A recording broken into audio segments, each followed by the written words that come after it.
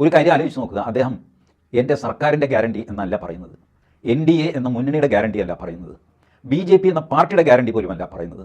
എല്ലാം തൻ്റെ തോളിൽ, എല്ലാ ഉത്തരവാദിത്വം എനിക്കാണ് എന്ന് പ്രഖ്യാപിക്കുന്ന, ഭംഗ്യന്തരേണ പ്രഖ്യാപിക്കുന്ന പ്രവൃത്തിയാണ് മോദിയുടെ ഗ്യാരണ്ടി എന്ന വാക്ക്. കാരണം എല്ലാ കുറ്റവും അദ്ദേഹത്തിൻ്റെ തലയിലാണല്ലോ വരുന്നത്. പുൽവാമയുടെ കുറ്റത്തിനും മോദിയാണ് എല്ലാവരും കുരിശിലേറ്റാൻ നോക്കുന്നത്.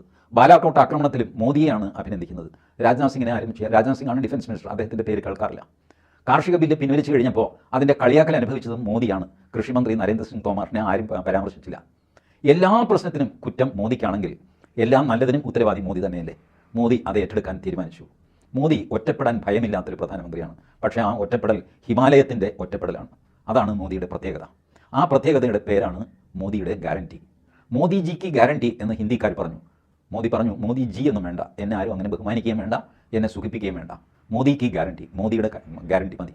മോദി സാധാരണക്കാരിൽ സാധാരണക്കാരനാണ്, അസാധാരണക്കാരിൽ അസാധാരണക്കാരനുമാണ്. പ്രധാനമന്ത്രിയാണ്. അതേസമയം മോദി തന്നെ പറഞ്ഞതുപോലെ ഒരു നിമിഷം ഈ അധികാരം ഉപേക്ഷിച്ചിട്ട് ഒരു സഞ്ചിയും തോളിൽ തൂക്കി ഇറങ്ങി നടക്കാനുള്ള ആത്മധൈര്യമുള്ള, അത്രയ്ക്ക് വിവേകമുള്ള ഒരു സാധാരണക്കാരനാണ് മോദി.